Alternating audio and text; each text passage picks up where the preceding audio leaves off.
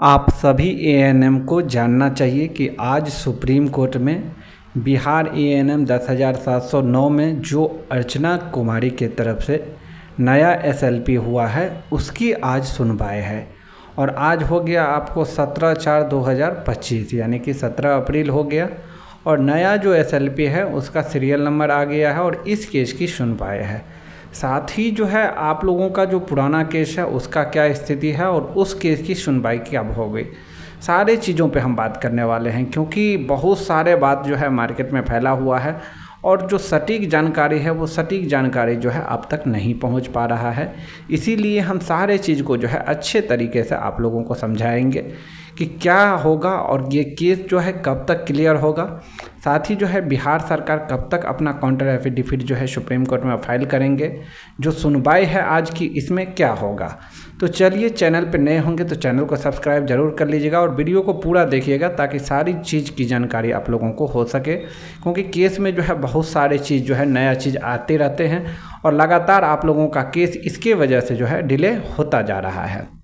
अब देखिए, यहाँ पे मैं आप लोगों को बता दूं कि ये जो नया एसएलपी किया गया है ये अर्चना की तरफ से किया गया है, जबकि सबको पता है कि केस अभी फ़िलहाल जो है किस स्थिति में गया है और केस की जो दयनीय स्थिति है अभी फ़िलहाल वो कहाँ तक पहुँच पाया है। क्योंकि सरकार जो है बीच में नियमावली लेके आया है और इसके वजह से केस जो है और भी आप लोगों का पेचीदा हो गया है, डिले हो गया है सुप्रीम कोर्ट में।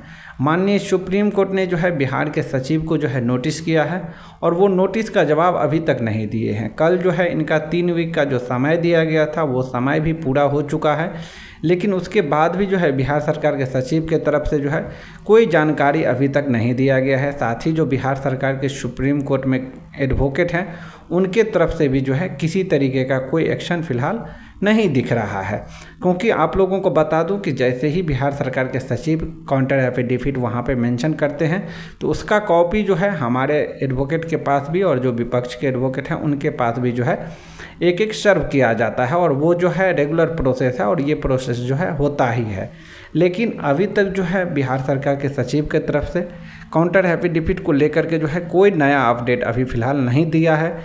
इसीलिए जो है केस की स्थिति जो है वो आपको अभी कुछ अपडेट जो है न्यू जो कहा जाए वो खास अपडेट नहीं है। बात कर लेते हैं जो डायरी नंबर है 15/6/45, डायरी ईयर जो है 2025, इसकी जो है क्या स्थिति है और ये जो एसएलपी है वो किस लिए किया गया है। देखिए, यहाँ पे आप देख सकते हैं diary number 15/6/45 Archana Kumari versus state of Bihar. ये अर्चना कुमारी जो है बिहार सरकार के ऊपर जो है केस किया है, जिसका सीरियल नंबर यहाँ पे देख सकते हैं 31 पे ये केस रजिस्टर्ड हुआ है आज के दिन, यानी कि 17 अप्रैल को इस केस की सुनवाई होगा।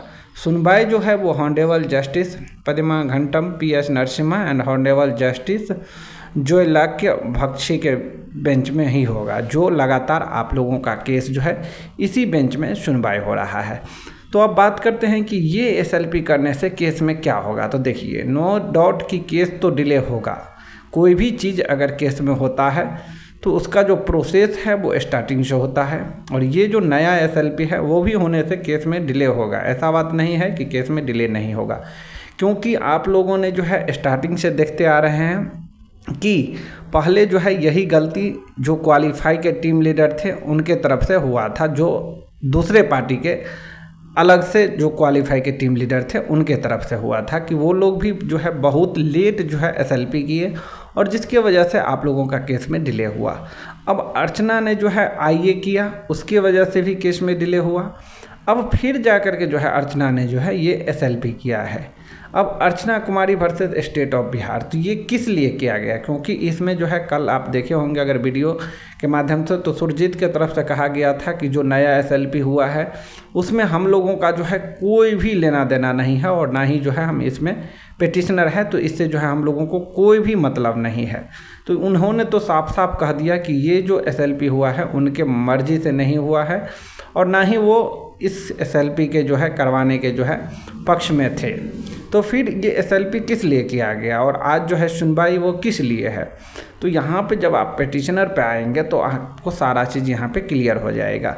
क्योंकि केस की जो सुनवाई है वो आज दिया है, और केस रजिस्टर्ड कब हुआ था, केस किया कब गया था, ये सब जानना आप लोगों के लिए जो है बेहद ज़रूरी है। यहाँ पे आप देख सकते हैं ये केस जो है फाइल्ड कब किया गया था, 24/3/2025 को यहाँ पे आप देखिए फाइल किया गया था 4:31 में। 24/3/2025 को ही, यानी कि 24 मार्च को ही केस जो है फाइल कर दिया गया था अर्चना के तरफ से, और आप लोगों के केस की जो सुनवाई थी वो 26 मार्च को थे। यानी 26 मार्च वाला जो सुनवाई था उससे 2 दिन पहले ही जो है अर्चना के तरफ से ये केस फाइल कर दिया गया था। फिर ये केस जो है रजिस्टर्ड कब हुआ है, 10 अप्रैल को जो है ये केस रजिस्टर्ड हुआ है। उसके बाद वेरीफाई जो है 14 अप्रैल को ये केस वेरीफाई हो गया है, यानी कि सुप्रीम कोर्ट जो है एक्सेप्ट कर लिया ये केस को।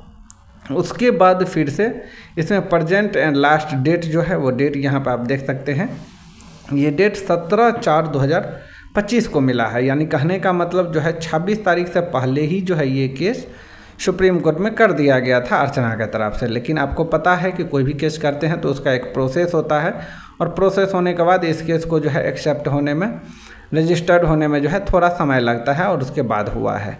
तो अब आज क्या होगा, तो आज जो है इस केस में क्या होगा नहीं होगा, इस केस से जो है बहुत कुछ प्रभाव जो है पड़ने वाला नहीं है, क्योंकि जो मेन केस है वही केस आपका जो है इम्पोर्टेंट होने वाला है। लेकिन हाँ, कोई भी चीज़ अगर एक ही चीज़ में अगर कोई भी एसएलपी हो या कोई भी आईए हो या कुछ भी हो, तो उनको जो है साथ साथ लेकर के चलना जो है सुप्रीम कोर्ट का जो है एक दायित्व बनता है, एक रूल्स ऑफ लॉ है।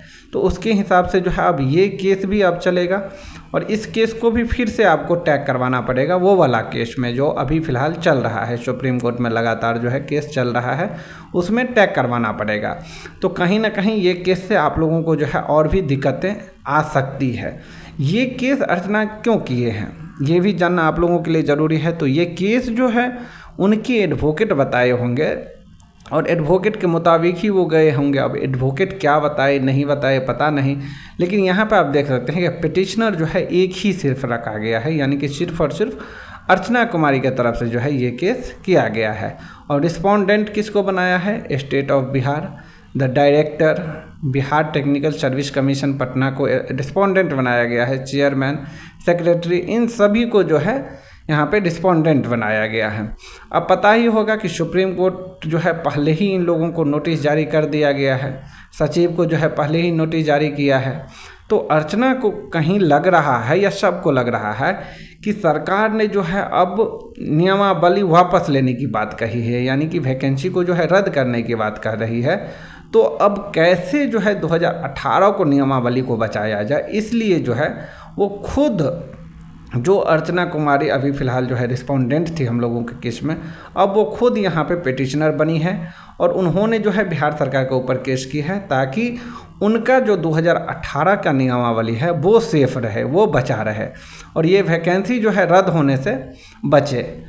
इसलिए उन्होंने जो है केस यहाँ पे फाइल किया है। यहाँ पे देख सकते हैं पिटिशनर का एडवोकेट जो है मनीष कुमार शरण यहाँ पे नाम है, और रिस्पोंडेंट का जो है अब इस केस में अगर बहस होता है आज, तो यहाँ पे रिस्पोंडेंट का जो है एडवोकेट का नाम भी शो करना स्टार्ट हो जाएगा।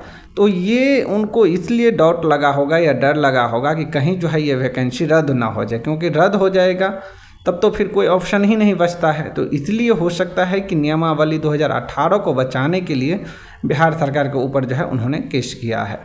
अब यहाँ पे देख सकते हैं कि ये जो है इंट्रो डॉक्यूमेंट एप्लीकेशन में क्या क्या लगाया है। पार्टिकुलर में देख सकते हैं स्टे एप्लीकेशन जो है लगाया है कि इस वैकेंसी को जो है रोका जाए, बचाया जाए। एड इंटरमी स्टे मनीष कुमार शरण के तरफ से जो है 10/4/2025 को यहाँ पे स्टे एप्लीकेशन भी जो है मेंशन किया गया है। तो अब देखिए आज जो है इस केस में बहस होता है, और बहस होने के बाद जो है पता चलेगा कि इस केस की जो है क्या स्थिति रहने वाला है, और आने वाले समय में जो है ये केस से क्या फ़र्क पड़ता है। वैसे जो है ये केस से बहुत कुछ जो है फ़र्क पड़ने वाला फ़िलहाल इस केस में नहीं है, लेकिन आने वाले समय में आप लोगों को जो है पूरा पता चलेगा कि ये केस जो है किस में जाके टैग होती है, और इस केस से जो है क्या फ़र्क पड़ता है। क्योंकि बिहार सरकार जो है अब इस वैकेंसी को वापस लेने के मूड में है। बिहार सरकार जो है, इसीलिए बिहार सरकार को सुप्रीम कोर्ट से नोटिस भी हुआ है।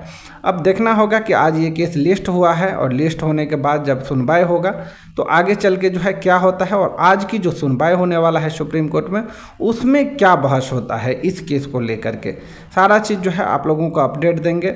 बाद में जैसे ही सुनवाई होता है उसके बाद जो है सारा चीज़ क्लियर होगा, और क्लियर होने के बाद आप लोगों का जो पहले से केस चलते आ रहा है उसमें देखना होगा कि कब का डेट मिलता है, क्योंकि यही केस जो है आपका